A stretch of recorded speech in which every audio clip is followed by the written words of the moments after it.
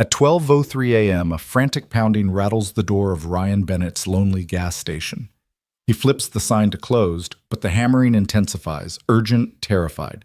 Ryan pulls on his jacket, steps into the freezing night, and finds a bloodied woman slumped against the pump, eyes wide with panic. Her breath hitches as shadows materialize at the edge of the lot, black SUVs creeping closer like wolves. In that charged moment, Ryan's heart hammers against his ribs. One choice stands between her life and certain death: turn away, or pull her to safety and face the storm. He yanks her inside, slams the door, and the chase begins. If you've ever wondered how far you'd go to save a stranger, drop a comment below with your answer. Don't forget to subscribe and hit the bell so you won't miss a second of this pulse-pounding journey. Ryan Bennett wiped the last smudge of oil from his hands as the clock on the wall clicked past midnight. The gas station was silent save for the hum of the old neon sign outside and the distant chirp of crickets. His daughter Mia was fast asleep in their trailer behind the station, trusting her dad to be home before the first light of dawn. Ryan yearned for exactly that, a quiet night, a moment to breathe. He flipped the sign to closed, swept the front steps, and began locking doors when a staccato bang drove through the stillness. Strange. He peeked through the glass, nothing but empty darkness. He checked the fuel pumps, ghost town, empty. Then another bang, harder. His muscles coiled. Mia's safety depended on him being cautious. He exhaled, yanked the door open, and called, "Hey, who's there?" Out of the ink-black night stumbled a woman, her face streaked with blood and mascara, her coat torn. She collapsed against the doorframe, eyes frantic, chest heaving. "They're coming," she rasped. "Please help me." A steel rush of adrenaline flooded Ryan's veins. He half-dragged, half-cushioned her into the office, bolting the door behind them. The station's single bulb flickered overhead as he guided her to a battered stool. Her fingers trembled as she clutched the counter. Ryan's mind raced. Who was she? Why here? But the low growl of distant engines answered his unspoken question. He edged to the window. Two black SUVs rolled onto the lot, tire treads crunching against gravel. Headlights swung around, scanning the pumps. He tightened his jaw. "You'll be safe in the back storage room," he whispered, grabbing her hand. "Stay quiet. I'll handle this." She nodded, tears brimming. He ushered her through the narrow hallway lined with oil cans and spare parts into a cramped storeroom piled high with windshield wiper blades and empty cereal boxes. Ryan slammed the door, twisted the padlock, then fled back to the front. His pulse pounded, but his voice remained steady as the SUV's heavy doors thudded on the concrete outside. Two men, one burly, the other lanky, stepped toward the entrance. Each carried a weapon that glinted under the neon glow. The burly one swaggered up. "Open up," he growled. "We know she's in there. Hand her over." His words dripped menace. Ryan flared his palms. "Not a chance. Nobody in here but me." The lanky man circled the station flashlight beam, slicing through the inky black. "Come on, pal," he taunted. "Don't make this messy." Ryan kept breathing. "Messy? Nah, I'd rather keep things clean." He pointed toward the old fridge by the counter. "You want snacks?" "They're over there." Suspicion flickered across the lanky man's face as the burly one grunted. "Forget it. Let's go." They retreated, revving away in a cloud of dust. Ryan didn't exhale until their taillights vanished down the highway. Then he raced back to the storeroom, heart lodged in his throat. The door shook with her sobs. He flicked on the light. She sat huddled, knees to chest, eyes rimmed crimson. "It's okay," he said, voice soft. "They're gone." She lifted her head, her hair matted, a single strand falling across a pale face. "Thank you," she whispered. I thought they'd kill me." Ryan wrapped a threadbare blanket around her shoulders. "You're safe now." He guided her back to the main office, found her a chair, and fetched a bottle of water. She drank like she'd been stranded for days.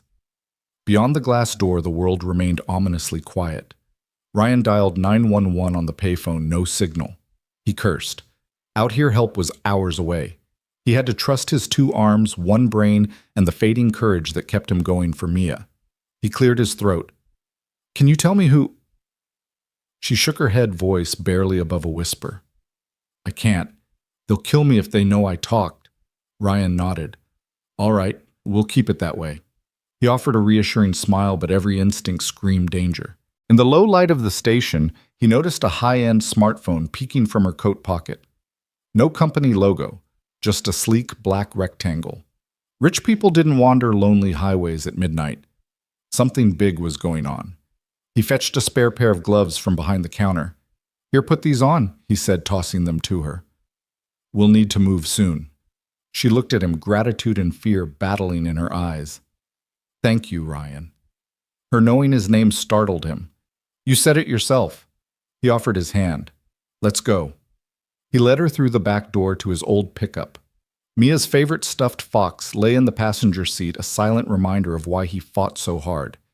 He cranked the engine, the truck growling to life, and peeled away from the station before any other headlights could endanger them.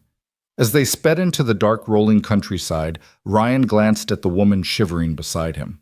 She clutched a small leather-clutched dressy expensive. Whoever she was, she had secrets worth killing for. His quiet night was gone. His daughter now slept blissfully, unaware that her dad had just chosen to protect a stranger, igniting a chain of events neither of them could have imagined. And so Ryan Bennett's midnight at the pump became the first leap in a journey of courage, loyalty, and hope for himself, for his daughter, and for the woman he vowed to save. The wind whipped against the windows as Ryan steered the pickup down the narrow back road, leaving the gas station's flickering neon in his rearview mirror. The woman's ragged breaths rattled the small cabin, mingling with Mia's soft snores on the bench seat behind them. Ryan clenched the wheel tighter, eyes darting to every shadow. He'd vowed to keep this stranger safe, and if that meant 100 miles to the nearest town, so be it. Suddenly, a crash of thunder rattled the sky, and headlights tore through the darkness ahead. A second black SUV peeled off behind them, engine snarling. Ryan's heart pounded. The woman's head snapped up, terror flaring in her eyes. They found us, she gasped, clutching the leather clutch in her lap. Ryan's jaw set.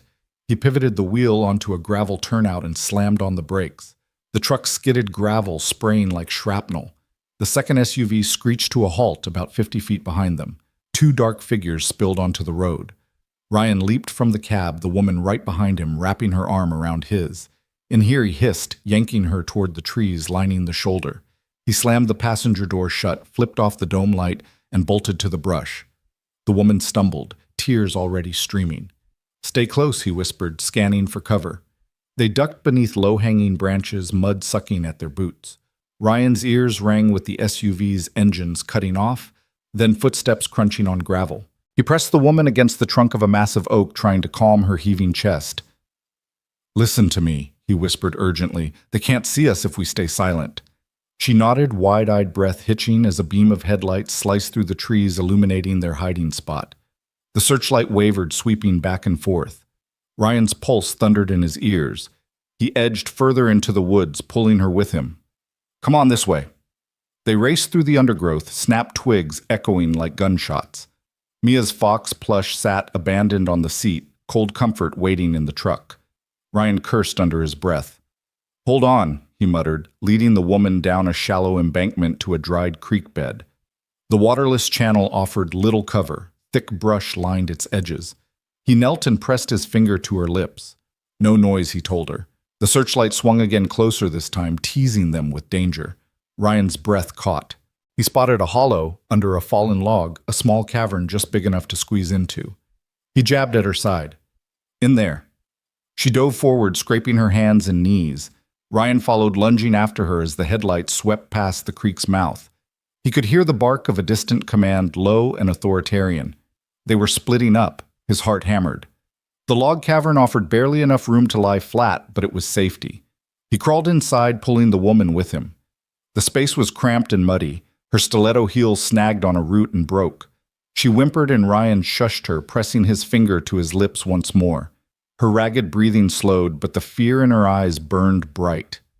Outside, branches snapped as the men combed the roadside. Ryan's mind raced. He needed a plan. He scanned the cavern for anything to help. A rusted length of rebar from an old fence lay wedged in the mud. He edged for it, careful not to scrape his hands too loudly. Darkness swallowed his movements. The two men passed the creek bed, marching upstream. Their voices drifted in low tones. She can't have gone far, one hissed. Check every nook. Ryan clenched the rebar knuckles white. The woman trembled beside him. He swallowed hard, heart thudding. The men stepped into the creek bed, their boots brushing dry leaves. Both paused flashlights, sweeping left-right. Ryan held his breath. The beam passed inches from their hiding spot. He could smell the stale diesel on their jackets. Time stretched. Rustling leaves. His pulse drowned his thoughts. Then the voices moved on footsteps fading. Ryan exhaled relief flooding his chest. He let the woman exhale too, her hand finding his in the dark.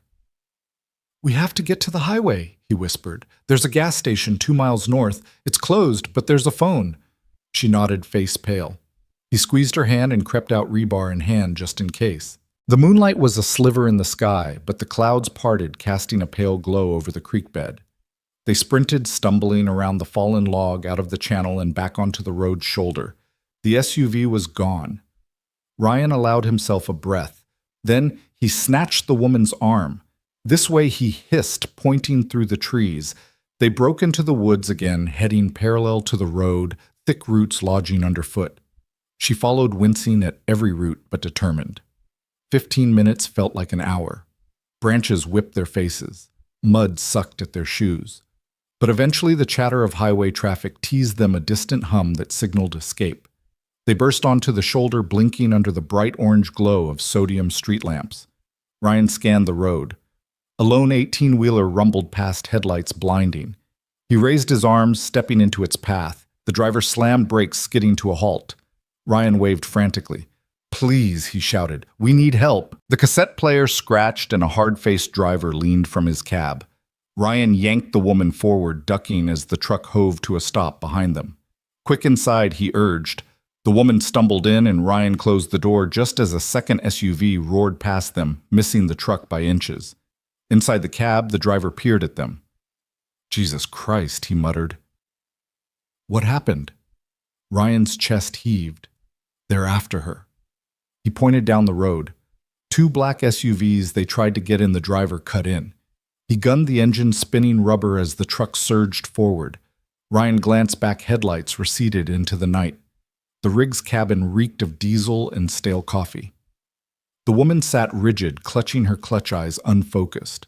Ryan sank onto the bench seat. Thank you, he panted. The driver nodded gravely. Where to? Ryan swallowed. Just drive north, the next exit. I'll call the police once we're near. The highway unfurled ahead like a ribbon of hope. Ryan sank back, the storm of adrenaline ebbing into exhaustion. The woman's head lolled, her lashes wet.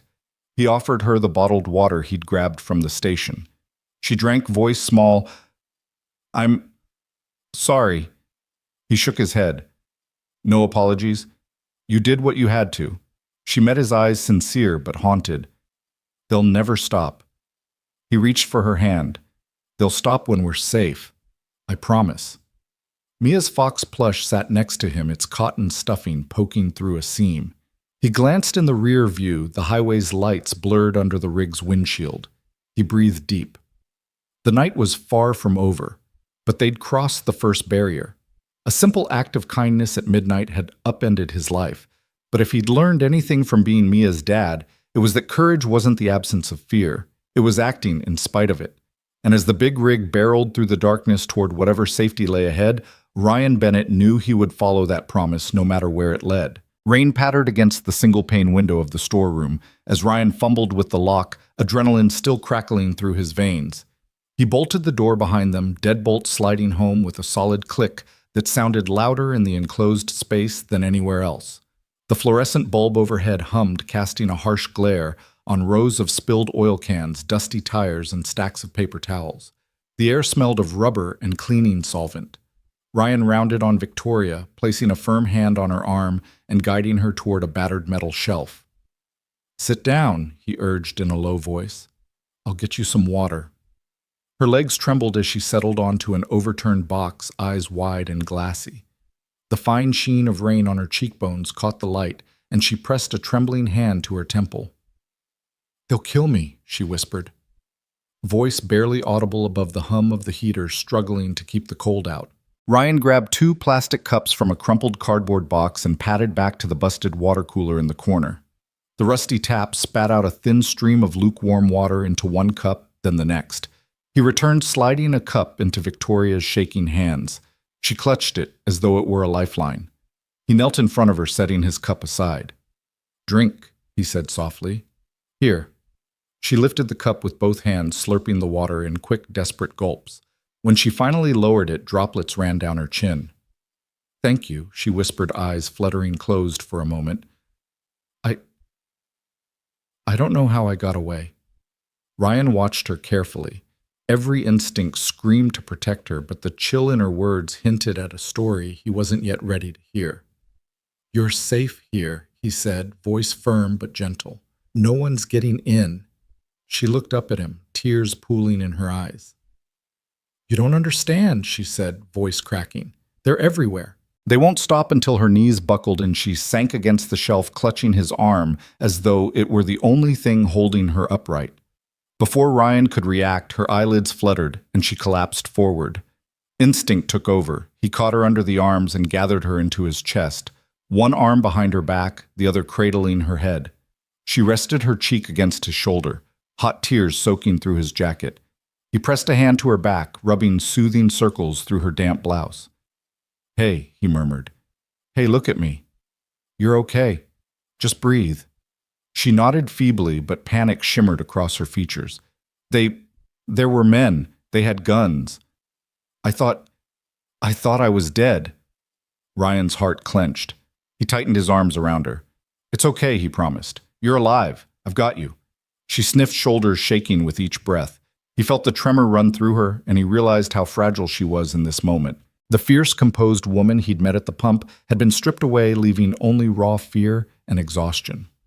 "I'm Ryan," he said gently, as if that could steady her. "I'm going to look out for you, Victoria. I swear it."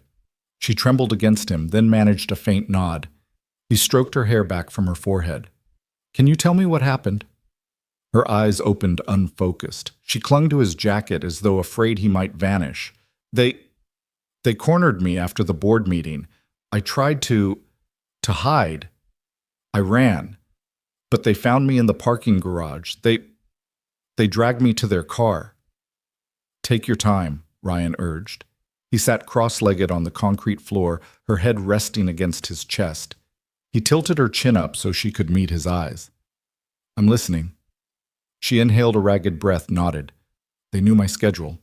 Someone on the inside. They wanted something I have. Or they thought I had. A flash drive. Papers. I don't even know.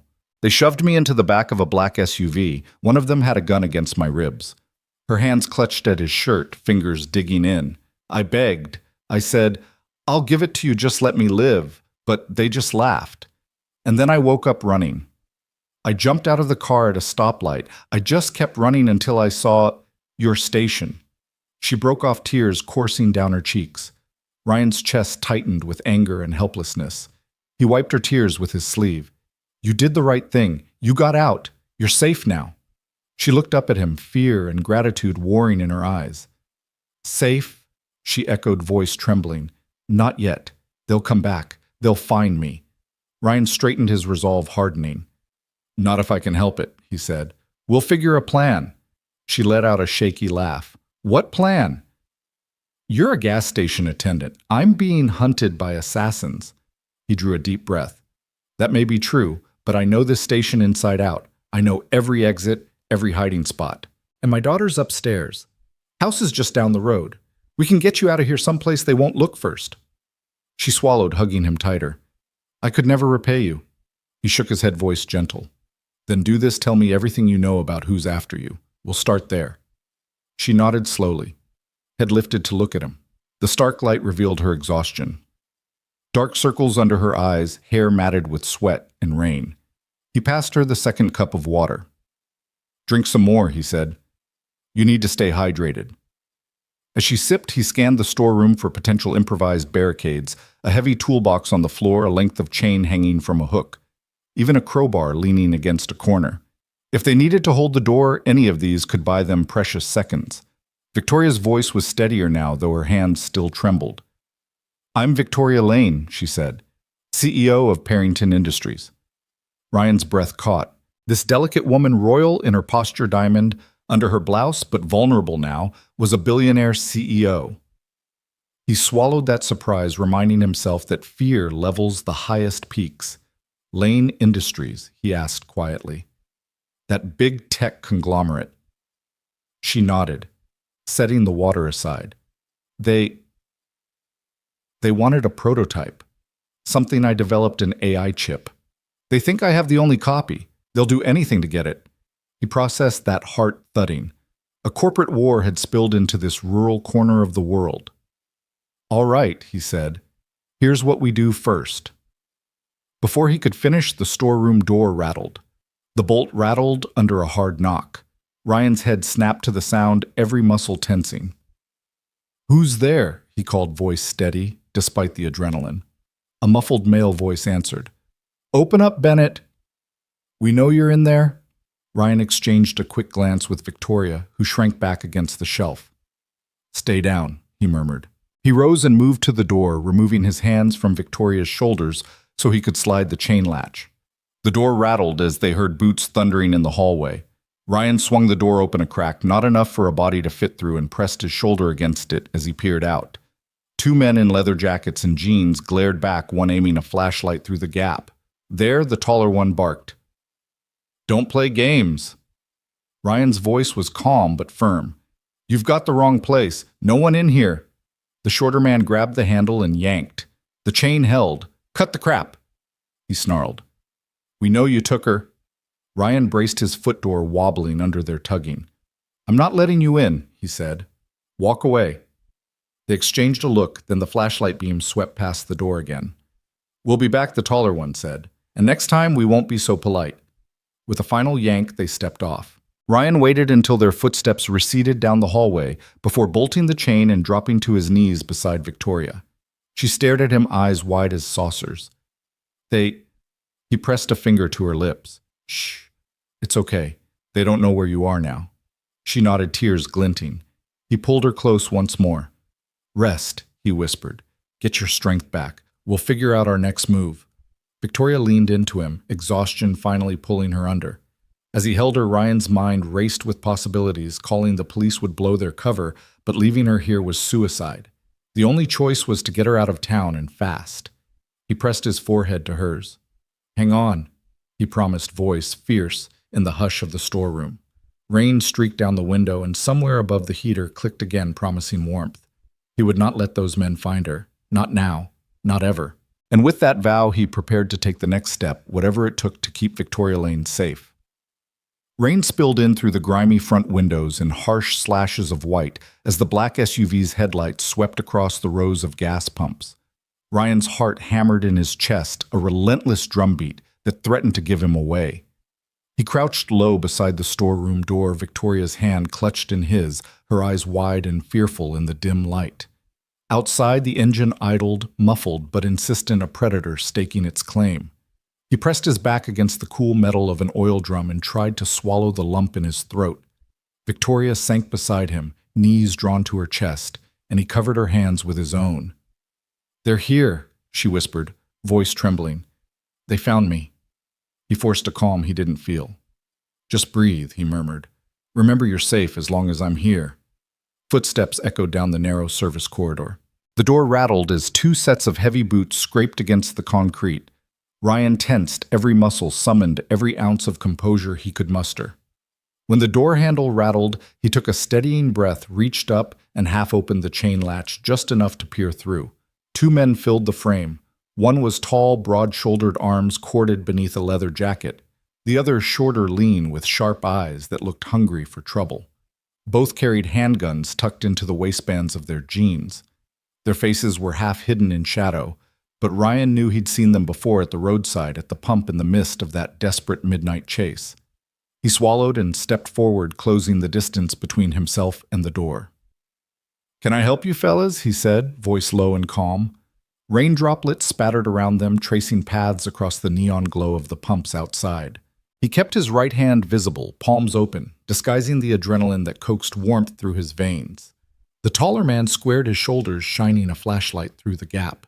Its beam cut across Ryan's face, making him squint. "Cut the act, Bennett," he growled.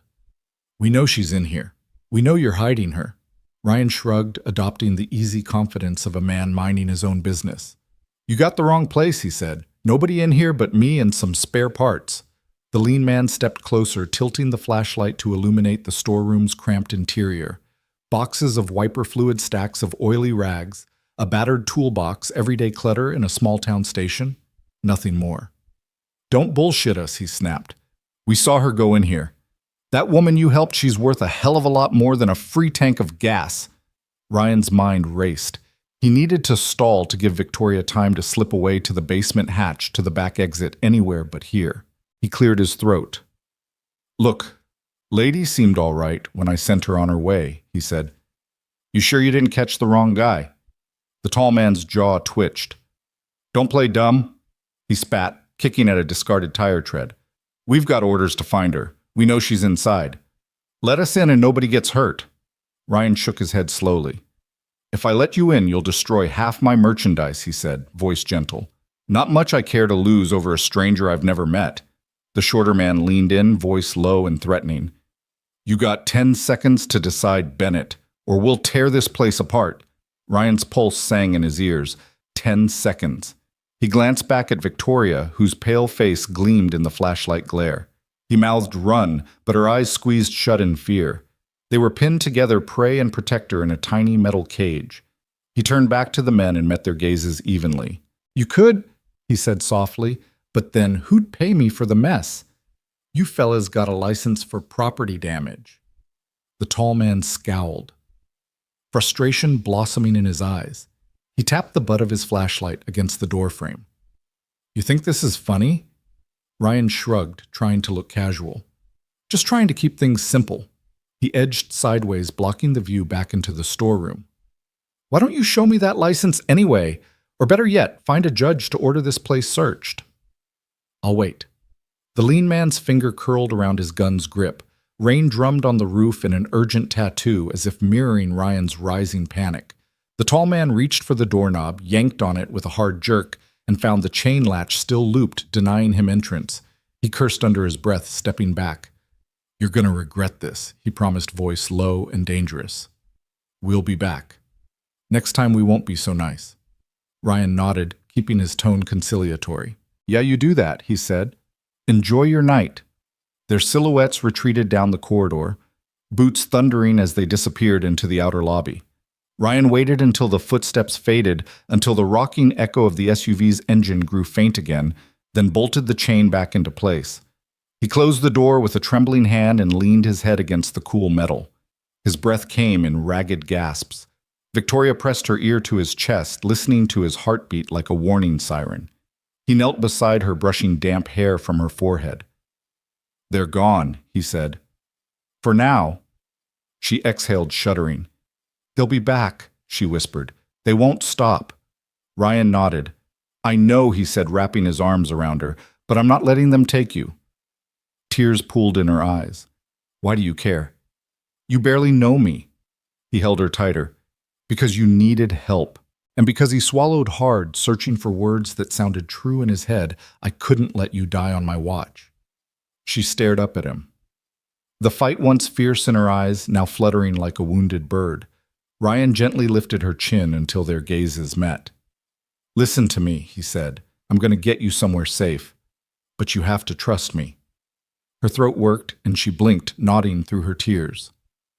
"I trust you."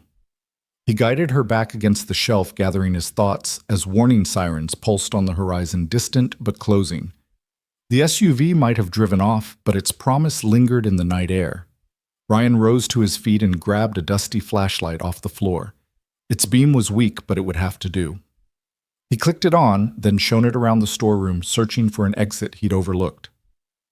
"There's a back door through the office," he said, voice low.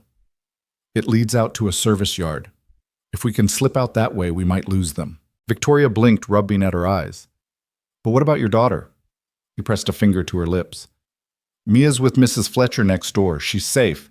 I made sure they'd look after her if I got tied up. Right now we need to move." She sniffed, gathering her courage. "Okay." He passed her the flashlight. Stay close, he warned, hand resting at the small of her back. Together they crept out of the storeroom, stepping lightly over oil-stained rags and discarded wiper blades. The station was quiet now, the rain muffling the world outside. He guided her through the dimly lit office, a swivel chair toppled on its side, a dusty register, a half-finished cup of coffee cooling on the counter. The door ahead groaned on its hinges, his path to freedom. Ryan hesitated at the threshold, listening for footsteps, for any sign that the men were returning. When none came, he slipped through, then paused to help Victoria push the door open. Beyond lay the service yard, slick with rain and lit by a single floodlight that cast long, trembling shadows. A row of dumpsters lined one wall, and beyond them the chain-link fence that separated the station from the dark highway. Ryan led her along the building's side, keeping low where the floodlight missed the ground. They reached the fence's gate and exchanged a look he'd need to cut through fast. He rummaged in his back pocket for the Swiss Army knife he always carried, the same one he used to fix Emily's crooked shoelaces.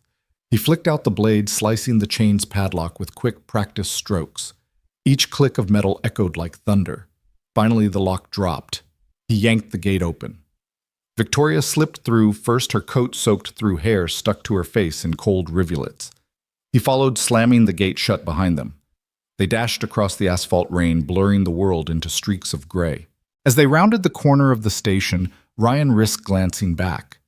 The black SUV's headlights reappeared at the front entrance, engine roaring as it lunged toward them. He grabbed Victoria's hand and they sprinted toward the highway.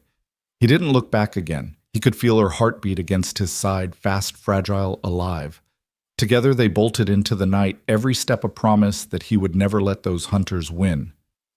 And as the SUV's engine faded behind them, Ryan Bennett vowed that no darkness, no threat would ever break his word. She would make it to safety, or they would face the end side by side.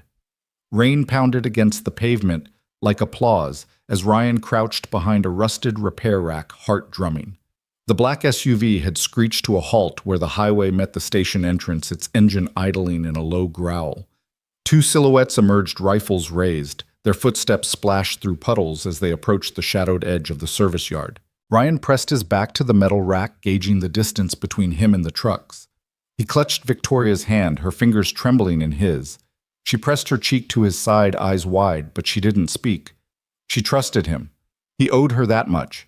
He needed a distraction, something loud, something sudden enough to pull their attention away. His mind flashed to Mia and the way he taught her to startle Dad's old pickup awake with a slam of the door during their impromptu mechanic lessons. He could borrow that. "Stay here," he whispered, but his voice cracked. He tapped Victoria's arm and slipped free, sprinting toward the station's open bay door. She watched him go, fear etched on her face, but she nodded as if understanding that this was her only chance. Ryan barreled into the bay. The open garage smelled of oil and damp concrete, echoing with the hiss of dripping rain. He grabbed the battered door panel beside him, one he'd planned to replace but hadn't had the money. He hauled it upright, braced it at the bay entrance, then yanked free the ancient cord that kept the overhead door closed. The panel slithered forward with screeching iron wheels. At that exact moment, the two armed men stepped into view outside. One glanced up, startled by the roar of metal. The panel clanged against the frame, rattling like a gunshot. The taller man raised his rifle eyes, darting toward the racket. "Hey, Ryan!" hollered from the bay voice, loud and urgent. "You're not welcome here. You fuckers get out of my shop!" He kicked a toolbox across the concrete. It tumbled into the path of the oncoming flood of rainwater, clattering like a grenade. The shorter man yanked his rifle up, shifting focus to the noise, while the taller squinted into the bay, trying to track the sound. Ryan pivoted, slamming the bay door chain back into place. The panel locked with a final clang. He dashed to the storeroom entrance, throwing the door open and grabbing Victoria's hand. The two ran as 1 feet, splashing through shallow water, hearts pounding. Once outside, they darted toward Ryan's pickup, parked a few yards down the lot. The SUV's headlights bored into their backs as the shorter goon sprinted around the bay corner, weapon raised. The taller man stayed behind for a moment, shouting orders. "Stop!" the second man yelled. "We've got her!" Ryan didn't look back. He thrust Victoria toward the passenger door of his truck, yanked it open, and shoved her inside. The rain drummed on the roof, and she collapsed into the seat, gasping for breath. Ryan slammed his hand on the horn. The horn blared a discordant warning into the night. The shorter man skidded to a halt in front of the truck rifle, rigid in both hands. Ryan threw the truck into reverse tires, spinning on the slick asphalt, sending water flying like spray from a fire hose. The SUV thundered behind them, tires churning mud. Ryan swung the wheel hard, fishtailing past the row of pumps and out onto the highway. He mashed the accelerator until the engine roared, then lurched forward, tires biting into the wet pavement. The goon fired one shot, missing wide as acrylic fenders deflected the bullet with a sharp ping. Ryan swerved to avoid a stray shell casing glinting on the road, then headed down the two-lane highway, rain blurring the yellow dividing lines into ribbons of gold. He glanced at Victoria in the passenger seat. Her breath came in little gasps, eyes fixed on the rearview mirror. "Hold on!" he shouted above the engine's scream. His knuckles were white on the wheel. "We're getting you someplace safe." She nodded, gripping the seat edge. "Go, Ryan. Don't stop." He flicked the high beams on, pressing down harder on the gas. A mile ahead, the road forked. The left led to the town center, the right to the old forest road no one used after dark. He yanked the wheel, and the truck fishtailed briefly before catching traction. He chose the forest road. Behind them, the SUV's lights followed like a stalker's stare. Ryan downshifted, the truck's growl deepening, and dove into the whispering trees. Branches lashed windshield and side mirrors as he pressed onward, every muscle coiled. Victoria's hand touched his knee. "Thank you," she whispered. "I thought—" He cut her off, voice firm but gentle. "Shut up and breathe," he said. "We'll lose them." The road narrowed to a single lane, dipped into gullies, then climbed again under arching pines. Ryan's headlights carved golden tunnels in the darkness. The SUV's lights emerged behind them, smaller now but unrelenting. He kept going. After what felt like an eternity, the forest road opened onto a gravel clearing where an old service shack stood silent. He'd once seen it used by forest rangers, no power but a locked metal door, and windows covered by grime. He steered toward it, fishtailing on the loose stones. He killed the engine, and silence hit them like a physical force. Rain pelted the roof in a drumming roar. Beyond that, the world was still. Victoria's chest rose and fell with quick breaths. Ryan shut off the lights, yanked the keys, and leapt from the cab. He flung open the passenger door and yanked Victoria out. Together they scurried across the gravel to the shack. The door was locked, but he'd always carried a hacksaw blade in his belt, a habit formed from too many broken-down clients needing quick fixes. He pulled it free, sliced through the hasp, and pressed the door open. Inside the shack smelled of damp wood and mildew. A single lantern lay on a shelf, its wick long gone. He kicked at the door, slamming it shut, then bolted the inside latch. The rattling footsteps came moments later, accompanied by the SUV's headlights bouncing like bandits in the raising gloom. Ryan grabbed a length of driftwood leaning against a wall and held it like a club. Victoria stood clutching his jacket, eyes wide but resolute. He pointed to a back window, cracked just enough for air, and mouthed, "Stay here. Don't move." He crossed to the front door, stood beneath the window, and drew the board in front of it. His silhouette filled the small pane as the headlights splashed through. 2 rifles poked around the doorframe. "Come on out," one of the goons bellowed. "You know she's in there?" Ryan tapped the board with the driftwood, pretending to be a phantom. "I told you I don't know her," he called. "Get out of here before you break something." The taller man's flashlight beam swept the yard, illuminating Ryan's impossibly calm stance. Then the light flicked to a fallen tire and a flash of mud in his diversion. The goon cursed and turned back to inspect, shouting to his partner. In that heartbeat, Ryan assaulted the latch from inside, forcing the door. Victoria shrieked, instinct warring with fear, but he clasped her hand and yanked her toward the window. They climbed through the small opening, rain washing them like baptism, and tumbled onto the forest floor. Behind them, the shack door burst open. The taller man's silhouette filled the doorway, fists raised in anger. But Ryan and Victoria were already sprinting into the trees. Branches whipped at Ryan's face, branches snapping beneath his boots. He guided her through a tangle of roots as the forest swallowed their scents. A final shot rang out, a loud crack that echoed against the trunks. Ryan felt the whoosh of air as it passed overhead. He didn't stop. He could feel Victoria's small hand in his warm and desperate clutched in his own. They ran until the rain and darkness blended into nothingness, until the forest's dense protective blurred into safety. After a mile, they collapsed beside a stream, chests heaving, soaked to the bone. The downpour softened to a drizzle. Victoria sat beside him, knees hugged to her chest, shivering. He wrapped his jacket around her, pressing close. They listened to the forest's quiet symphony, water trickling, leaves dripping, birds calling into the storm's wake. No engines roared. No threats loomed. Victoria looked at him, rain streaming down her face. "You saved me," she whispered. "You could have run." He shook his head, voice raw with conviction. "I couldn't leave you, not when you needed help." Her lips quivered into a small smile. "Thank you, Ryan." He reached into his pocket, finding the crumpled scrap Victoria had dropped in the station, a tiny doodle of 2 stick figures beneath a makeshift shelter. He pressed it into her hand. "Fold this into your heart," he said, "because no matter what happens next, you are not alone." She tucked the drawing into her coat, and together they sat in the willow-dark forest, 2 souls bound by a narrow escape rein and an unspoken promise that whatever the dawn brought, they'd face it side by side. The truck's tires hissed against the wet asphalt as Ryan pressed the accelerator, leaving the gravel lot and its hunting shadows far behind. Rainwater that had clung to Victoria's soaked hair was now flung off the windshield, driven away by the fury of their escape. Every blur of tree and telephone pole that swept past was a reminder they were running, but to where he didn't know. All he knew was that Mia's safety. Mia, his little girl back home asleep in her bed, collapsed in his heart, alongside the trembling woman at his side. Victoria huddled against the passenger door, shivering. The collar of Ryan's jacket covered her neck, but perspiration and terror still slicked her skin. She stared out the window, watching orange streetlights flicker into the blur, and she pressed a hand to her temple as if warding off a splitting headache. "I'm sorry," she murmured, voice ragged with guilt and fear.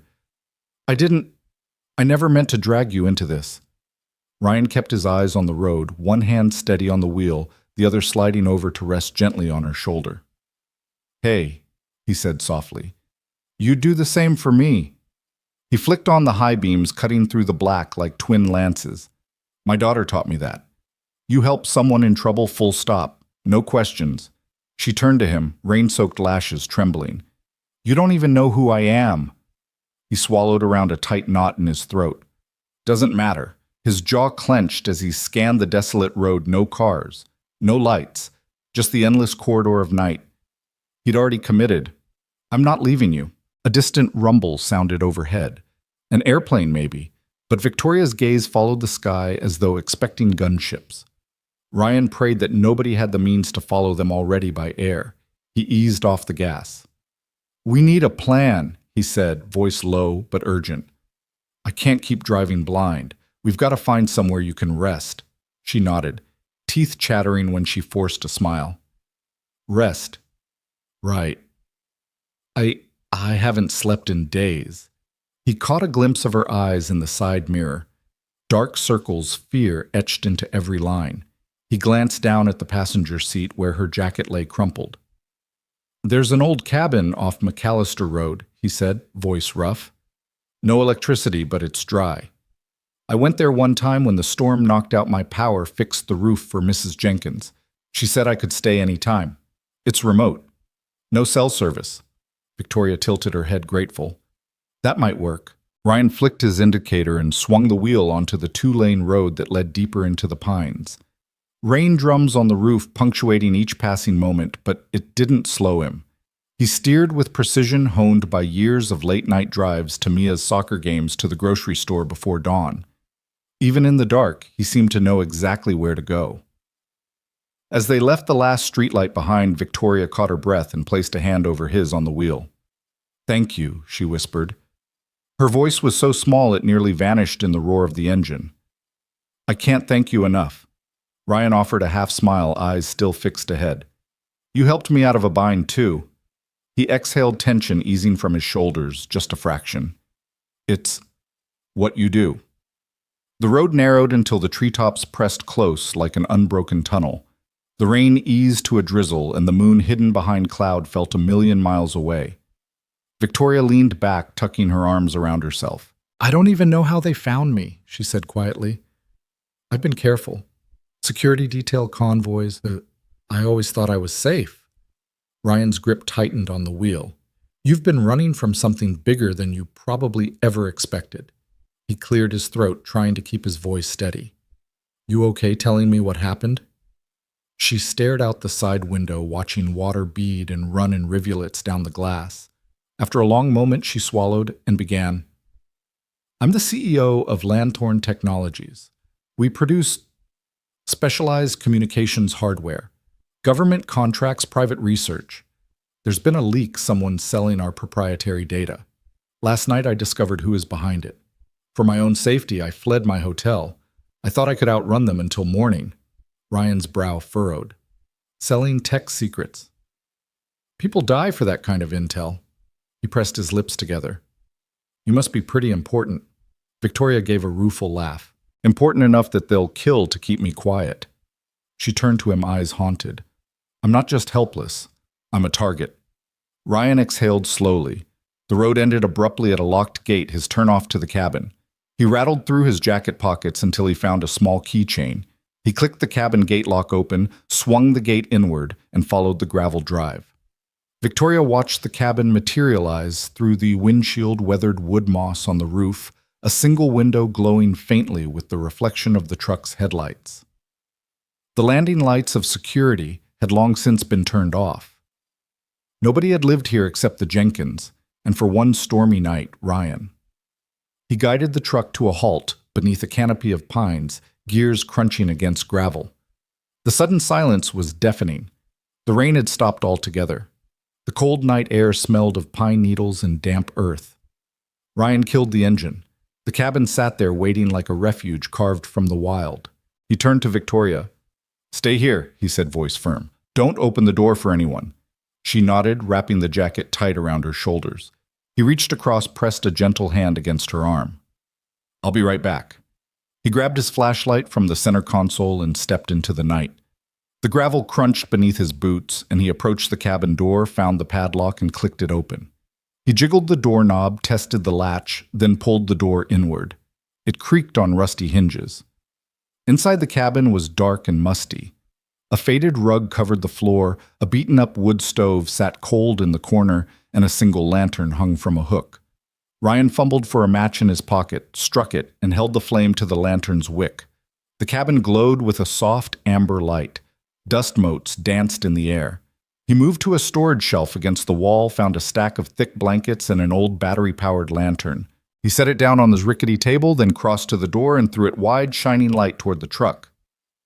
Victoria's silhouette stood there, rigid with relief. He guided her inside, closing the door and relocking it. Here, he said, handing her one of the thick wool blankets. Sit by the stove. It'll be warm in a minute. He knelt to light a small fire, kindling newspaper a match.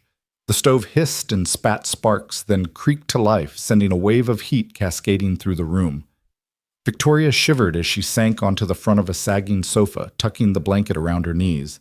She watched the fire glow, shadows flickering across her face. Her eyes glimmered. Thank you, she whispered again, squeezing the blanket. Ryan climbed onto a crate near the back wall, his silhouette framed by the rising warmth. Get some rest, he said softly. I'll set up my sleeping bag on the floor. We'll figure this out by morning. Her lip trembled and she wiped at her eyes. I'm sorry you have to do this, she said. I'm so sorry. He offered her a small, understanding smile. You saved me a few nights ago, he reminded her quietly. We're even. He paused, his gaze drifting to the window where the last of the rain tapped its farewell. Besides, you'd do the same for me. She nodded, tears glinting in the firelight. I hope you're right. Ryan stood and moved to a corner, unrolled his sleeping bag, and patted the ground. Try to sleep, he said gently. It's going to be a long night. And as Victoria curled beneath the blanket, eyes fluttering shut, Ryan kept watch by the window, his silhouette strong against the lantern's glow. Outside, the night held its breath. Inside, two strangers bound by desperation and the promise of protection found a fragile peace, if only until dawn. Rain pelted the windshield as Ryan steered the truck onto the shoulder of the two-lane highway. The cabin's old wood stove might have been a sanctuary for the night, but Victoria's unease was palpable. She hadn't slept more than a few fitful minutes before stirring and whispering that they needed to move. Her pursuers hadn't given up, and Ryan vowed not to let them catch a glimpse of his passenger again. He guided the truck past an unlit curve and spotted the neon sign of the Rolling Pines Motel flickering through the downpour, one of those dilapidated motels where the walls leaned in and the carpets had seen better decades. But it would do.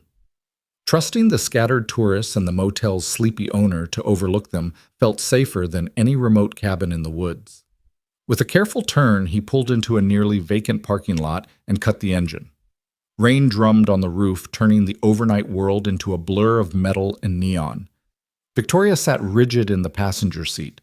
Her soaked hair stuck to her cheeks, and the dampness highlighted the sharpness of her features. Ryan placed a steadying hand on her shoulder, gentle but firm. "This is it," he said. "We'll grab a room, get you dry clothes, and lie low until dawn. No one's looking twice at a middle-of-nowhere motel." She nodded, wrapping the cabin blanket tighter around herself. There was a moment of silence filled only by the sputtering of rain against the glass. Then she exhaled, voice soft. "Thank you, Ryan. I don't know how I can repay you." He shrugged, fishing his keys from his pocket. "You already did. If you're safe, that's enough." He climbed out into the night, the cold numbing his face, and unlocked a ground-floor room with a keycard. The door opened on a musty carpet patterned in archaic swirls of brown and orange, and they stepped inside, dripping water onto a plastic mat by the door. Inside, the neon glow from the sign outside cast shifting rectangles of blue and red across the threadbare bedspread. Ryan flicked on the overhead light, revealing two twin beds, a small TV mounted in the corner, and a sink where the faucet leaked just enough to leave a ring of mineral deposits. He rounded the corner to a tiny bathroom and found fresh towels draped over the doorframe. The place wasn't luxurious, but it had a certain comforting anonymity. Ryan handed Victoria one of the towels. "Here," he said. "Dry off. I'll call the desk and pay for 2 nights." She accepted the towel, wrapping it around her shoulders, and her eyes glistened with a mixture of gratitude and exhaustion. I've never been so cold in my life," she admitted, stepping into the tiny bathroom stall. He nodded, picking up the phone in the corner. "Front desk," he barked into the receiver. 2 nights. Room 12. Do not." He paused, catching the owner's distracted murmur in the background. "Never mind." He hung up and returned to the main area, dropping into one of the plastic chairs by the TV. He unzipped his backpack and withdrew a thermos of coffee and 2 paper cups. "Hot," he said. "Pouring. Drink up." Victoria emerged from the bathroom looking cleaner but still haunted. She took a cup with a trembling hand and blew across the surface before drinking. "That's incredible," she murmured, warmth spreading through her fingertips. "How did you always have hot coffee on you?" Ryan gave a half smile. "I'm a single dad. Hot coffee is how I survive the world." He leaned back, studying her. In the harsh motel light, she looked vulnerable, yet something in her posture hinted at steel beneath the fragility. "Victoria?" He began using her first name for the first time. "You can trust me. I need to know who you are." She stared at the shifting patterns of light on the wall, lifting her cup to her lips as if buying time. Thunder rumbled outside. Finally, she set the cup down, taking a deep breath. "My name is Isabella Hart," she said. "I'm the CEO of Hartwell Communications. We specialize in secure networks for governments and corporations around the world." She swallowed, voice steadying. "You've been protecting me from an assassination order." Ryan's brow shot up. "Assassination order? That's big." He leaned forward, heart pounding. "You're a billionaire CEO. I've been playing bodyguard for the target of an international conspiracy." Isabella nodded, her eyes fixed on the chipped linoleum floor. "Yes. My company developed a new encryption algorithm, unbreakable, untraceable. It's a game changer for global security." Her voice cracked with fatigue and fear. "But some of my board members sold a copy to hostile nations. When I discovered it, they decided I had to disappear." The weight of her words settled in the stale motel air. Ryan rubbed his temples. "I can't believe this." He stood and crossed to the window, pressing his forehead against the glass. Rainwater trailed down in rivulets. "Why didn't your security detail protect you?" he demanded, voice low but fierce. She looked up, eyes full of guilt. "They were compromised. I realized too late that my own assistant orchestrated the leak and the hit." She slid onto the edge of the bed, knees drawn up. "I trusted them. I thought I could trust anyone I hired. Her voice trembled on that last word. Ryan turned back, heart aching at her vulnerability. You need a team you can trust. He knelt beside her, placing a hand on her knee. I can help you. I'll keep you safe, no questions asked. But we need to decide what to do next. Isabella met his gaze, gratitude and relief mingling with uncertainty. What can we do? I don't have proof of who's behind this. If I go to the authorities, they'll call it corporate infighting. By then, they'll have silenced me. Ryan considered this. Outside, the rain flickered against the neon. The only certainty was that her enemies were relentless. We need evidence, he said finally. Proof that your board members, your assistant, ordered the hit. Then we can go public. He stood, voice crisp. Tomorrow, we get out of this room and start digging. She nodded, tears brimming, but determination igniting behind them. Tomorrow. Her voice was soft but resolute. They sank into a tense silence, two strangers bound by desperation and the flickering hope of justice. In that roadside motel room far from the high-rise offices of the corporate world or the safety of home, Isabella Hart had unveiled her true identity, and Ryan Bennett found himself at the center of a conspiracy that would test courage, trust, and the timeless promise a father makes to his daughter that he would do whatever it took to protect the people he loved. Ryan parked the truck out under the wavering glow of the motel's lone street lamp and killed the engine. A second of silence hung between them, broken only by the steady drum of rain on the roof. He glanced at Isabella in the passenger seat. Her eyes were distant, shadowed by more than the late hour. He reached across and offered his hand, which she took with a small, weary nod. Let's get you home, he said quietly. She managed a tired, grateful smile. I thank you, Ryan. He guided her through the rain-slick parking lot, one hand on her elbow to steady her on the uneven pavement. The old duffel bag Isabella carried sloshed with every step. Every so often, she clutched it tighter like a lifeline. Ryan helped her into the back seat, warming the interior by running the heater full blast, and slid into the driver's seat. The truck's cab filled with steam and muffled streetlight. Where is home? She asked, voice barely above a whisper. He started the engine. Mine's not far, just outside of town. A little fixer-upper, but it's got a strong front door. He gave her a reassuring look. You'll be safe there. The drive was short, curving along deserted roads lined with dark pines. Every so often, a flicker of headlights would trace past in the distance, vanishing like ghosts. Isabella watched the road through the windshield, her knuckles white against her bag. When they arrived, Ryan's house looked like any other modest ranch, low eaves, chipped paint, a small porch with a bench that had seen better days. But he'd fortified it over time, reinforced locks, motion sensor lights, and a camera doorbell he'd installed after Mia had nightmares about monsters. He climbed out first, motioning for Isabella to stay inside while he checked the perimeter. She opened the door and stepped into an amber-lit hallway dotted with spring blossoms in vases, her first glimpse of a life that wasn't corporate boardrooms and assassination attempts. A framed photo of Mia in a T-ball uniform waved from the shelf. Isabella paused, letting the quiet warmth wash over her before she heard the lock click from downstairs. Ryan reappeared, pocketing his keys. Okay, he said, his voice steady. Doors locked, windows closed. You're safe. He gestured to the living room. Sit, I'll heat up some soup. Isabella sank onto the worn couch, the fabric coming alive with the small creaks of settling upholstery. Soup sounds. Perfect, she admitted, her voice cracking at the end. She pressed her bag to her chest as if it contained all that remained of her old life. Ryan went to the kitchen and rummaged through the cabinets, pulling out a can of tomato soup, 2 mugs, and the kettle. He filled the kettle at the sink, then set it on the stove. Steam hissed beneath the lid as he opened the soup can and ladled its contents into the mugs. When he returned with both mugs steaming in his hands, he set one on the coffee table and offered the other to Isabella. Here, sip slowly. It'll do more than warm you up.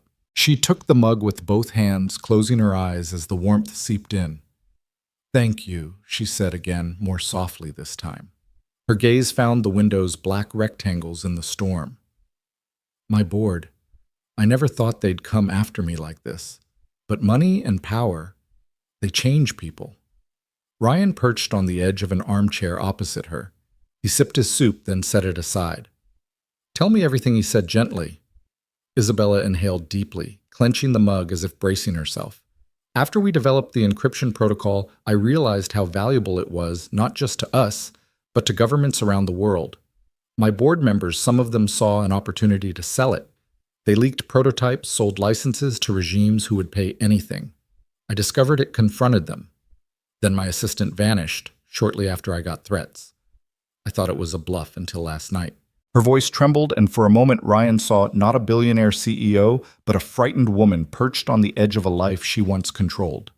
He leaned forward. Your assistant, any idea where they went or who's behind it? She shook her head. No, that's what terrifies me. It could be any of them. The CFO, the head of R&D, even some of the senior board members. They're united by greed but not by loyalty to one another. I can't trust my own company. He nodded, digesting the breadth of her betrayal. So they want proof destroyed, and you silenced. His words weren't a question. They'll come after any record that ties them to the leak. Isabella's eyes glistened. Exactly. They'll wipe out data, eliminate witnesses. They've already sent hitmen. Ryan rubbed his chin. We need more than a motel stash of towels and soup. We need a plan. I want to help you, but I also have to protect my daughter. Mia's only 8. She paused, tears gathering. I know. That's been my biggest fear, that I'd drag someone else into this. Someone innocent. She looked at him, sorrow and regret etched in her features. I don't want Mia or you to pay for my mistakes. He set his mug down and folded his hands, leaning back. We'll keep you off their radar. My place is a fortress they won't see coming, but we need evidence. We need hard drives. Emails, signed contracts. Something so concrete that when we go public, the world will have to believe you. Isabella stiffened, determination flaring. Yes, I have copies, encrypted backups. Hidden. My lawyer kept them in New York. It's my insurance policy. But getting there, with them hunting us, it's suicide. Ryan studied her, weighing the risk. We'll find a way. We'll need allies, someone you trust who won't turn. He tapped his knuckles on the arm of the chair. I know a guy, my old friend Marcus. He's into cybersecurity freelance. He owes me a favor. He can extract the data safely without leaving a trace. She exhaled, relief flickering. That could work. If he can get it, then we can broadcast everything live. No going back. Ryan nodded. But first we make sure you're safe here. He stood. You'll stay in my guest room, locked door, no windows. I'll set up a laptop for video calls with Marcus. I'll be on guard all the way. Isabella rose, wrapping her arms around herself. You're doing so much for me. She stepped toward him, eyes bright with gratitude. How can I ever thank you? He gave her a small, rueful smile. Just get back to work. And if this all goes sideways, make sure Mia's okay. Her lips trembled. I will, I promise. He patted her shoulder, then took the mugs back to the kitchen. The kettle was still warm, but he didn't bother to refill it. The night stretched ahead, plans to make allies, to contact dangers to outwit. Yet, in that living room cluttered with Mia's homework on the coffee table and family photos lining the walls, Isabella found a measure of peace she hadn't felt in weeks. Ryan returned and flicked off the overhead light, leaving only the lamp by the sofa. Steam curled from the mugs in the dim glow. He handed her back the mug, now mostly empty. Go on, he said gently. Drink the rest. We leave tomorrow at dawn. Isabella cradled the mug, her gaze softening. Thank you, Ryan, she whispered one last time. He stood, voice gentle. Sleep. Tomorrow secrets go on the table and we start taking this back. In the quiet of the storm-battered house, she nodded. Wrapping the blanket tighter, she eased onto the couch and closed her eyes. Outside, the rain continued its relentless symphony, but inside, a fragile alliance had formed, one built on trust, shared danger, and the unwavering promise of a single dad determined to shield his daughter and the stranger whose fate had become their own. Rain-slick pavement gleamed like oil as Ryan parked the truck across the street from Orion Motors' towering glass headquarters. The city lights above pulsed through the droplets that clung to the windshield. Isabella sat beside him, her posture tense, phone clutched in her hand. The email from her chief legal counsel had arrived only minutes ago, emergency board meeting. Your presence is required immediately. She swallowed hard, fighting the tremor in her voice. They've leaked the files. My assistant sent everything to the press. Now they say only I can contain the fallout. Ryan reached across the console, squeezing her hand. We'll get through this. They stepped into the lobby, the doors whooshing shut behind them. The marble floor stretched halfway to the impossibly tall ceiling, reflecting the rows of polished suits striding purposefully past. A bank of receptionists greeted them with polite smiles, but their eyes darted to Isabella, as if to confirm she was the woman who'd made the news headlines. She cleared her throat. "I'm here for the board," she said to the nearest desk attendant. He offered a curt nod and tapped a name into his tablet. "Ms. Hart, please proceed to the executive elevators. Security will escort you." Suit-clad guards materialized beside them, faces as unreadable as etched granite. Isabella allowed herself a stiff nod. She knew Ryan was on his own. He slipped back, fingers brushing her arm. "Stay safe," he said. She offered herself a steel smile and disappeared down the corridor. Ryan watched the guard doors close behind her before steeling himself and heading for the visitor lounge. Inside, a handful of executives milled about with coffee cups and tablets. He recognized the CFO, the man who'd plotted to sell Orion's secrets, hovering by the barista station, his gold cufflinks flashing under the fluorescent lights. The CFO glanced at Isabella's empty chair at the far end of the room and sneered. Ryan's jaw hardened. He approached a friendly face, a regional VP named Carla, who'd once visited his garage during Orion's community outreach. "Carla," he said quietly. "Has Ms. Hart arrived?" She glanced around, tension flickering in her eyes. "She's in the boardroom." "And they're not happy. They blame her for the leak, even though she didn't authorize it." Ryan nodded, suppressing anger. "Thanks." He moved toward the heavy doors marked Executive Boardroom. Inside, the room was harsher than he expected, a long obsidian table under pinpoint lighting surrounded by high-backed chairs occupied by stern-faced directors. Isabella stood at the head of the table, her shoulders squared even as she clutched the edge of the table for support. At her side waited her legal counsel, shoulders hunched beneath his tailored suit. As Ryan slipped in unnoticed behind two burly security officers, the CFO rose. "Isabella," he said, voice dripping with false concern. "The public backlash is catastrophic. Our stock is plummeting. Partnerships are on the line. We need swift action. A public resignation could be the price for any further leaks before this drags us all under." A low murmur of agreement rippled around the table. Isabella's eyes froze with defiance. "I didn't leak anything." "But the chairman?" A silver-haired woman named Marjorie cut in. "Save it, Isabella. You're the only one with the authority to manage this crisis. If you won't step down, then you must bear the blame." Isabella closed her eyes, fractionally collecting herself. She opened a leather portfolio, removing a slim stack of glossy binders. "These are the unredacted documents proving who colluded to sell our encryption. They're scheduled to go live tonight." Shock rippled through the room. The CFO's smirk faltered. "You're bluffing." She tapped the files. "I'm not. My assistant uploaded everything. You have until midnight to come clean. Otherwise, I'll deploy them across every major news outlet." Silence crashed down like thunder. The board members exchanged terrified glances. Some shifted in their seats. Others leaned forward, studying her with recalculated wariness. The CFO recovered first, his voice low and threatening. "You'd burn us all to save yourself." Isabella held his gaze. "I'd stop you from betraying this company and protect every employee, especially my people." Ryan watched from the doorway, heart pounding at her courage. Yet he knew courage alone wouldn't win this fight. He slipped in, further lingering near the back of the room. Marjorie cleared her throat. "This is unprecedented. A public scandal could collapse Orion overnight." She met Isabella's eyes. "But a private settlement buying back the assets, quieting the press, could salvage our reputation. If you step aside voluntarily, we'll protect your interests and ensure you're never implicated." Isabella set the files down deliberately. "You mean cover up your crimes," she said. "No. I'll expose everything." The CFO's knuckle whitened on the table. "You're risking it all." She drew in a slow breath. "I'm saving it all." A tense hush fell. Then Marjorie nodded once sharply. "Very well. You leave us no choice."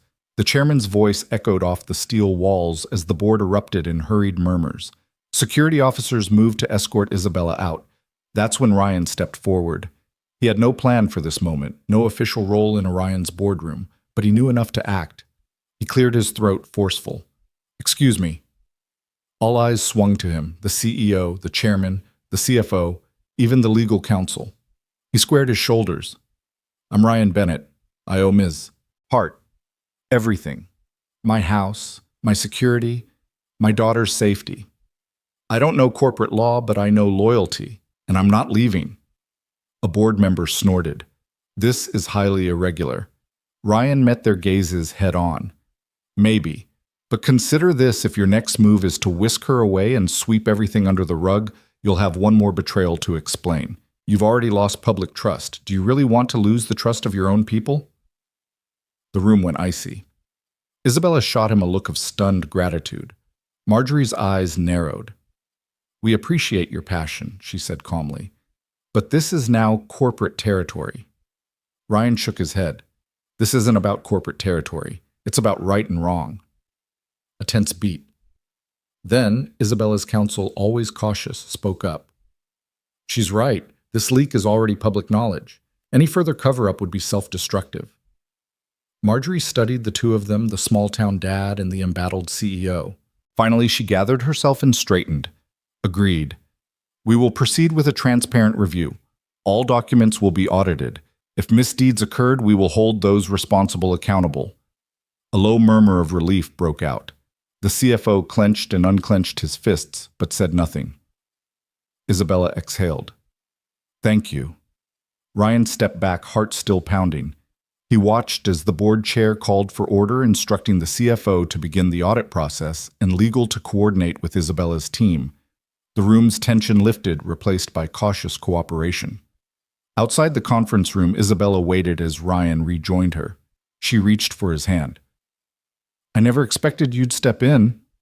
He gave her a crooked smile. I couldn't stand by and watch you get steamrolled. She squeezed his hand, eyes bright. You saved me again. He shrugged. We saved each other. As they walked out through the lobby, the suits who had glared now offered nods of respect. Even the CFO gave a grudging half-smile as they passed. The polished marble no longer felt cold. It felt like the arena where justice, however messy, had a chance to win. Outside, the rain had eased and the city lights shone like beacons.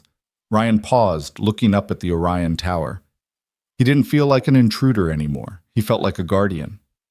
Isabella slipped her arm through his. Come on, she said softly. Mia's waiting. Ryan smiled and led her back to the truck. As they drove away, the skyscraper faded in the rearview mirror, its blazing windows a reminder that sometimes, even in the coldest halls of power, a single act of courage could reshape the game. The morning sun glinted off the polished conference table, turning it into a mirror for the tense faces gathered around it. Ryan Bennett leaned forward, palms flat on the gleaming surface, tracing an invisible line between the stack of technical reports on the left and the exploded diagram of Orion Motors' flagship model on the right. Around him, a half-dozen engineers in crisp polo shirts and khakis exchanged skeptical glances, their lines of code and 3D renderings clearly better suited for boardroom slides than a grease-stained mechanic's rag. But Ryan wasn't fazed. He tapped a thick page of test data where suspension deflection numbers spiked at certain speeds. See these readings here? He asked, voice calm but firm. All the simulations show stability up to 60 miles per hour. But on the real track, the car jumps every time it hits those expansion joints. That spike, he pointed, that's the moment the dampers bottom out. Dr. Priya Sharma, lead systems engineer, frowned at her tablet. We ran the finite element analysis 3 times. The CAD model aligns with spec. If anything, the physical testing is flawed. Ryan shook his head, a small creak in his voice that betrayed late nights spent poring over manuals. I've been in the trenches literally. When your damper bottoms out, you're not talking about a few extra millimeters of travel. You're talking a harsh snap that tears at the mounting points. Eventually, metal fatigue sets in, and that's where catastrophic failure happens. A ripple of chatter broke out, some whispered agreement, others reluctant praise of his down-home terminology. The CFO, still nursing a bruised ego, glared at Ryan's boots and looked back at the engineers. So you're saying we divert from the standard calibration? Ryan met his gaze without flinching. Standard calibration assumes your damper valving stays linear under load. In our tests, it doesn't. We need to revalve the dampers so the compression curve softens right before the bump. That'll keep the wheel in contact with the road instead of slamming through. Silence stretched as the team digested the proposal. Then Priya tapped her tablet again, scrolling to overlay simulation with real-world telemetry. If we adjust the flow control valve by 20%, we might reduce the deceleration peak by half. It's unconventional, but it could work. Ryan nodded. Exactly. It's unconventional, but so was trusting a small-town mechanic with your flagship, yet here we are. A few engineers exchanged wry smiles. One younger engineer, Marcus, cleared his throat. I think we can prototype this today. We have a spare set of dampers in the R&D lab. If we modify the shim stack and test it on the rig, we'll know by this afternoon. The CFO pursed his lips, conflicted. Then he looked at Marjorie, the chair of the board, her silver hair framing an expression that blended prudence and hope. She inclined her head once crisply. Proceed, she said. Relief and determination flickered across Ryan's face. Thank you. Let's get to work. The morning hours blurred into a whirlwind of activity. In the R&D bay, Ryan stood over a chassis mounted on a hydraulic rig, the original dampers removed and replaced with the modded prototypes. Engineers huddled around laptops, tweaking control algorithms and monitoring pressure gauges. Lucas, the head of test operations, leaned in. We're ready for the first cycle. Stand by. Ryan gave a small thumbs up. He'd never imagined himself orchestrating a high-tech test, but there he was, guiding engineers with the same certainty he'd once used to teach his daughter Mia how to ride a bike. When the rig cycled, the car's simulated wheels dropped into the troughs in the floor surrogate expansion joints, and then there was only a gentle compliance instead of the violent jolt before. The control room exploded in excited chatter. Priya punched her tablet. Readings are stable, peak deceleration down by 60%, ride height remains consistent.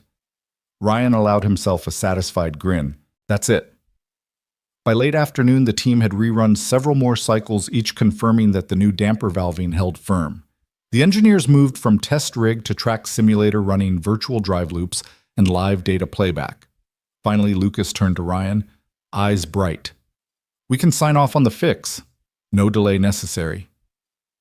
Back in the boardroom, the atmosphere had shifted from grim resignation to cautious optimism. The CFO, arms crossed, cleared his throat. Mr. Bennett, I have to admit I thought you were out of your depth, but this works. It'll save the launch. Ryan shrugged, feeling uncharacteristically pleased by the compliment. I just fixed a problem, same as always. He reached into his back pocket and pulled out Mia's crayon-scrawled note, best fixer ever. He laid it on the table. The children's literature professor turned VP next to him, stifled a chuckle before her face softened. Marjorie leaned forward, gaze sweeping the group. This is more than a quick patch. This is a demonstration that hands-on experience and fresh perspective have a place at Orion Motors. I propose we formally recognize Mr. Bennett's contribution, effective immediately. Applause rippled around the table, genuine and enthusiastic.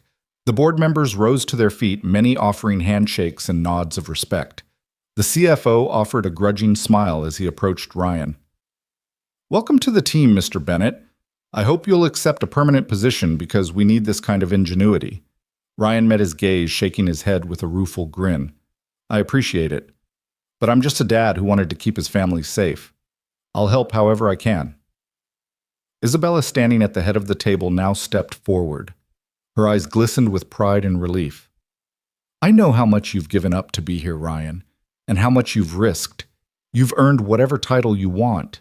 Senior Technical Advisor. She gestured at the engineers or head of problem solvers. Honestly, I don't care what it says on the business card. I just can't imagine this team without you. Ryan felt his throat tighten. He glanced at the door, picturing Mia waiting at home, eager for dinner and her nightly bedtime story. Then he returned to Isabella's gaze. I'd be honored. Laughter and applause broke out anew, filling the room with energy that banished the last shadows of doubt. As the board members began to discuss implementation plans, training sessions, departmental budgets, project roadmaps, Ryan slipped out of the circle, stepping back to the edge of the room. He rested a hand on Isabella's shoulder. Hey, he said softly. She turned, smiling warmly. Thank you.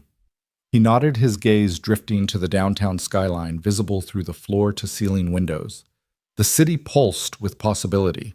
He thought of home, of Mia's proud grin, as she'd learned to draw straight lines of the smell of pancakes on Sunday mornings of quiet nights rebuilt by courage and kindness. "Let's go home," he said. Isabella nodded, and together they left the boardroom. The doors slid shut behind them, and in that polished chamber of power, Ryan's crumpled note lay atop the table, a testament to the truth that real expertise often comes from the simplest places, and that a single dad with grease under his nails can stand toe-to-toe with the brightest minds in the business. Outside, the afternoon sun warmed the polished plaza. Ryan felt lighter than he had in months.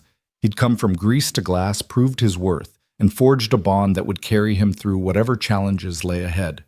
Above all, he'd shown Mia and himself that no matter how small you start, determination and heart can drive you to heights you never thought possible. And as they walked to the waiting car, he knew this was just the beginning of a new journey, one built on trust, resilience, and the power of believing in the person right next to you. The late afternoon sun slanted through the tall windows of Orion Motors' executive conference room, casting long, warm beams across the polished mahogany table. Ryan Bennett stood at the head of the table, face illuminated by presentation slides that confirmed what everyone in that room had been fervently hoping for. Orion's flagship vehicle was ready to launch on schedule. He clicked off his tablet, the final dataset real-world track results showing perfectly calibrated suspension vanishing from the screen. Almost instinctively, a ripple of applause began. At first slow, then surging into a full standing ovation, the assembled board members rose to their feet, their faces bright with genuine admiration. Ryan felt a flush of disbelief at hearing the sound he who had entered this room 2 days earlier as an underqualified mechanic, now greeted as a savior of multi-million-dollar product lines. Marjorie Sinclair, the chairwoman, stepped forward, offering her hand. "Mr. Bennett," she said, her voice clear and warm, "your insight and your courage have done more than save a launch. You've saved countless jobs and preserved Orion's reputation. On behalf of the board, thank you." Ryan shook her hand, feeling the weight of her words sink in. He looked around the room, catching eyes that had once glinted with skepticism, now brimming with respect. Dr. Priya Sharma, who had initially questioned his unconventional approach, gave him a broad grin and a thumbs up from across the table. Lucas, the head of test operations, clapped him on the back so hard that Ryan felt his shoulder jolt. So many faces that had once tallied his shortcomings were now warmed by recognition. Isabella Hart, CEO of Orion Motors and the world's most powerful tech magnate, stood beside him. Her emerald green blazer contrasted with the sea of navy and charcoal around them, drawing all attention. As the clapping died down, she raised a hand for silence. "I want you all to remember this day," she began, voice resonant enough to fill every corner of the lofty room. "Today we witness the power of fresh perspective and unyielding determination. Ryan, you came here doubted by many, but you didn't let that stop you from doing what needed to be done. You earned every bit of this respect and more." Again, applause broke out, this time more personal, directed squarely at Ryan. He realized his heart pounded not from adrenaline, but from something deeper, a sense of vindication. All the morning spent scrubbing grease from his hands, the empty dinners. When Mia waited for him, the self-doubt that had whispered he'd never belong among these polished professionals, everything coalesced into a quiet, triumphant roar inside him. As the board members began to disperse, still offering hearty handshakes and pats on the back, Isabella leaned close to Ryan. Her voice was low, almost conspiratorial. "You know they would never have made it this far without you." Ryan managed a weary smile. "I just fixed a problem." She laughed softly, a sound of genuine affection. "That's understated as always. But it's why you're more hero than handyman."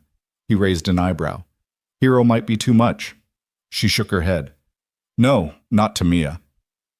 At the mention of his daughter, Ryan's expression softened. His mind flicked to images of her drawing stick figures, one always holding a wrench, her pride at calling him best fixer ever. Now he carried a different, heavier title in this boardroom world. He slipped a hand into his back pocket and retrieved Mia's crayon-scrawled note. Unfolding it, he turned it upward and held it between them. Isabella's eyes glistened when she saw it. "She's your true north," she said, touching the edge of the paper. He nodded, careful not to tear the thin paper. "She gave me this for good luck." "Looks like it worked." Isabella replied, offering him a genuine open smile. A hush fell as the two of them looked out at the departure of board members, the room now emptying except for a few loyal executives. Ryan felt a sudden pang of emotion, pride in his work relief that Mia's future was secure, and a quiet gratitude that kindness had brought him here. They began to step toward the door together. Isabella paused, turning back to the room one last time. "Let's make sure we keep harnessing this unexpected brilliance," she said, nodding toward Ryan. "This is just the beginning of what you and I can do." Ryan's heart fluttered at her words. "I'm in," he said softly, but with surprising conviction. Outside the conference room, the hallway glowed in the golden late daylight. As they walked, Isabella slipped her arm through his, a gesture that spoke of partnership rather than hierarchy. "Dinner tonight," she asked, casual but intentional. "You, me, and that note of Liam's." Ryan laughed, the sound light and free. "I'd like that. I owe her a story about her dad's big day." Isabella smiled knowingly. "I can't wait to hear it." They stepped into the bustling lobby, the insistent hum of the building resuming around them, security guards, busy assistants, the distant rev of tests on the R&D floor. Yet in that moment, Ryan felt perfectly at home. He glanced down at his worn jeans and work boots. They were greasy, scuffed, unmistakably his. Before today, he might have been self-conscious walking these glossy hallways in such attire. But now those very jeans were proof of a lifetime spent solving problems, of a man who never quit, and of a father's determination to build a future for his child. He looked up at Isabella, her confident stride matching his own. The city skyline outside beckoned a glittering expanse of possibility. He realized that the distance between grease pits and glass towers had shrunk to nothing more than a single act of courage. Together they moved forward, stepping into the next chapter, one where respect had been earned, where vindication had transformed into opportunity, and where a single moment of kindness had reshaped two lives forever. As they walked down the corridors of power, Ryan Bennett carried with him every lesson learned that true expertise transcends titles, that respect is earned through action, and that a dad's love can be stronger than any boardroom politics. And at his side, Isabella Hart, once a frightened stranger, now walked as an ally, forever grateful and forever changed. The morning sun glinted off the last patches of snow melting on the Bennett family's driveway, turning every droplet into a tiny prism of light. The cold air still lingered in the scent of damp asphalt and pine from the nearby woods, but the warmth of the moment beneath the carport made Ryan Bennett pull his coat tighter around his chest with a satisfied grin. Under the soft hum of an electric heater, 8-year-old Mia crouched beside a restored 1967 Mustang, her small hands gripping a spark plug as she gingerly handed it to Isabella Hart. Isabella, still clad in her tailored blazer from last night's gala, had rolled up her sleeves and let the engine oil stain her cuffs as she carefully guided Mia's hands into the engine bay. Their laughter bounced off the brick facade of the garage, bright and infectious. "Careful with the threads, sweetie," Isabella coached, her voice light but patient as she demonstrated how to screw the plug into place. Mia's tongue peeked out in concentration, and with a gentle click, the plug seated perfectly. A triumphant giggle burst from her lips. "Got it!" she crowed, high-fiving Isabella. Ryan watched from the doorway, leaning against the jamb with arms crossed, pride swelling in his chest. Just a few days ago, both of them had been strangers thrust together under perilous circumstances. Now here they were, two women from entirely different worlds bonding over a vintage car and the promise of spring. "Look at you," Ryan said, voice thick with affection, teaching the CEO how to be a mechanic. He stepped forward, brushing snowflakes from his hair and crouching beside Mia. "You doing okay there, kiddo?" Mia beamed up at him, her cheeks flushed from the cool air and excitement. "Dad, she's the best teacher ever." "Right, Miss Isabella?" Isabella chuckled, wiping a smudge of grease from Mia's forehead. "I'm learning as much from you as you are from me." She straightened, brushing back her hair. "I never realized how much goes into keeping an old beauty like this running smoothly." The Mustang, its faded teal paint now gleaming after a fresh coat of wax, sat proud on its jack stands. A few tools were scattered on the concrete floor, a torque wrench, a funnel, and a rag dotted with oil spots. The scene looked more like a family project than the culmination of a high-stakes corporate rescue. Ryan rose and stretched his back, the ache from yesterday morning's boardroom still faint in his muscles. but outweighed by the contentment he felt now. "All right, moment of truth," he said, moving to the driver's seat and turning the key. The engine roared to life in a healthy rumble that echoed through the garage and out into the crisp morning air. Mia and Isabella exchanged delighted looks. "You did it?" Mia exclaimed, running around the front of the car to look up at her father. Ryan cut the engine with a gentle twist, then climbed out and tossed the keys to Isabella. "Your turn." He invited a playful glint in his eyes. Isabella caught the keys with both hands, her gaze softening as she looked at Ryan. She slid into the driver's seat, her blazer now unbuttoned, and turned the key. The Mustang responded instantly, its purrs smooth as silk. She leaned out the window, beaming. "Let's see if I can handle that steering wheel." Mia dashed around to Isabella's side and offered a hand, which Isabella took before the CEO climbed down. They switched places under Ryan's encouragement, Mia pretending to shift gears and Isabella crouching to her level to let her guide the wheel. The simplicity of the moment, just three people sharing time, laughter, and elbow grease, felt like the best possible antidote to the last few weeks of danger and intrigue. Back inside the warmth of the garage, Ryan fetched 3 mugs and poured hot chocolate for Mia. Coffee for himself and strong black coffee for Isabella. The 3 of them settled on old wooden stools by a narrow workbench, sipping their drinks as the Mustang's engine coolly ticked in the background. "Remember when you first showed up here bleeding and exhausted?" Ryan asked, nodding toward Isabella. "I honestly didn't know what to think. Now look at us." Isabella raised her mug with a wry smile. "I remember thinking, this guy might just be crazy enough to save me." And he did. Her gaze softened as she looked at Mia. "And you young ladies saved both of us with your courage and kindness." Mia hugged her mug cheeks warm from the chocolate and pride. "I just wanted everyone to be safe." "That you did?" Ryan said, turning to Isabella. "You know, before all this, I never imagined someone like you would be tinkering on old cars in my driveway." Isabella set her mug down gently. "I never imagined I'd find more support in a small-town garage than in a boardroom. You and Mia showed me what really matters. People, not profits." Ryan nodded thoughtfully, taking a sip of his coffee. Mia's mom used to say the same thing. She'd be proud to see this, how far a little kindness can go. His eyes softened, and Mia reached over to squeeze his hand. Isabella placed her hand over theirs. "And now your kindness has saved lives, protected futures, and built something stronger than any corporate contract. You gave me a second chance, Ryan, a chance to rebuild trust both in myself and my company." Ryan's chest tightened at her words. "We all deserve a second chance," he said quietly. "Even me." He gestured around the garage. "I've spent my life underestimating what I could do. Tonight, yesterday, everything changed." Mia's brow furrowed in concern. "Daddy, are you okay?" Ryan lowered his voice to a gentle rumble. "I've never been better, Mia." He stood and lifted her onto his hip. "But I think it's time we took care of a few more things around here." "Right?" Mia squealed in delight, and Isabella laughed. "What's next on the list, Mr. Bennett?" she asked. Ryan looked at the socket set, the empty toolboxes, and the Mustang waiting patiently for its wheels.